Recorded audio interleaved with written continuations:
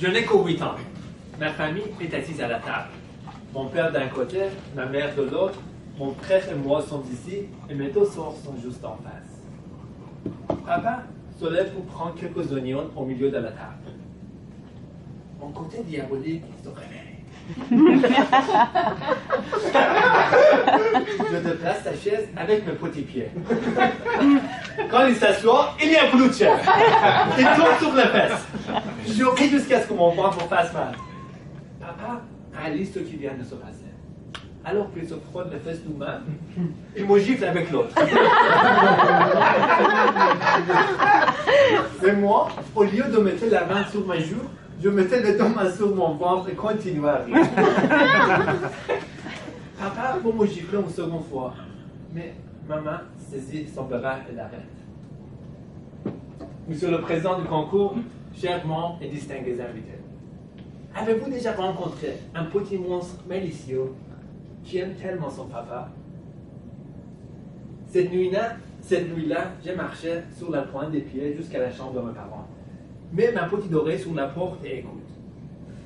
Ce garçon est un vrai monstre. Il ne peut plus le contrôler. À la maison, il combat ses frères et sœurs. Et dehors, il dérange tout le monde. Mais qu'est-ce qu'on pourrait faire? On ne peut pas le mettre dehors. C'est notre fils. Nous devons trouver une solution. Je vais en voyage d'affaires. Je vais l'emmener avec moi pour lui montrer différentes villes. Ça pourrait l'aider à passer cet âge de transition plus rapidement.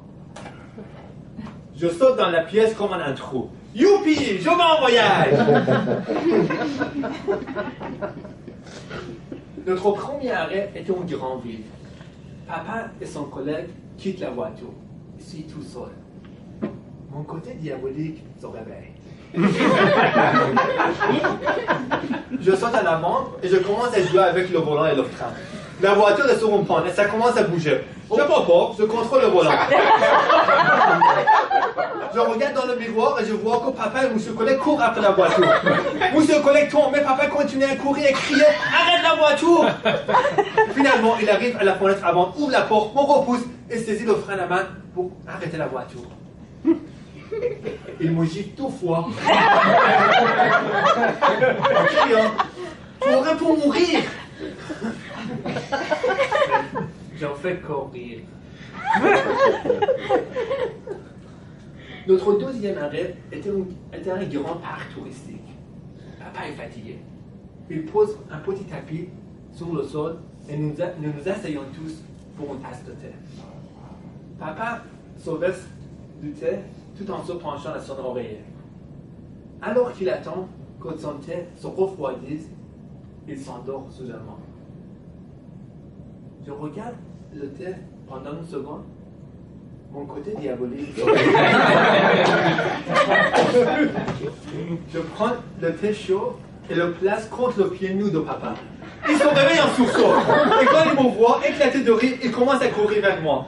Je me lève et... Finalement, il m'attrape et me gifle devant tout le monde.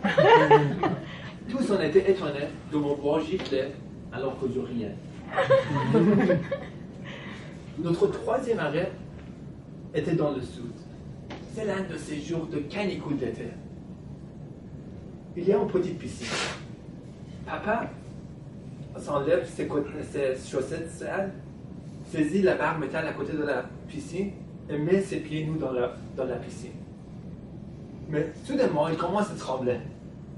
J'ai l'impression qu'il joue et il va me faire rire. Et il murmure « Électricité !» Et j'éclate de rire. C'est si drôle. Mais attends une seconde. Pourquoi ne vient-il pas me gifler? Ça ne peut pas être une blague. Il semble sérieux. Je me rapproche de papa et je donne un coup de pied pour enlever sa main de la barre métal. Parfait, il ne tremble plus. J'attends les gifles. Mais cette fois-ci, papa me serre dans ses bras et me remercie de lui avoir sauvé la vie. Ça fait maintenant 25 ans. Je me souviens clairement de tout. C'était la première fois que j'ai senti que je pouvais être un bon garçon au lieu d'un petit monstre malicieux. Être embarrassé et aimé au lieu d'être giflé et puni. Quand avez-vous été aimé pour la première fois? Qui vous a donné cet amour? Papa a maintenant 75 ans. Il marche avec un calme. Je ne l'ai pas vu depuis 2010, mais il est toujours dans mon esprit. La dernière fois qu'on se parlait au téléphone, il m'a dit que son petit monstre malicieux lui manquait. Et tout ce qu'il souhaitait, c'était de me revoir une autre fois.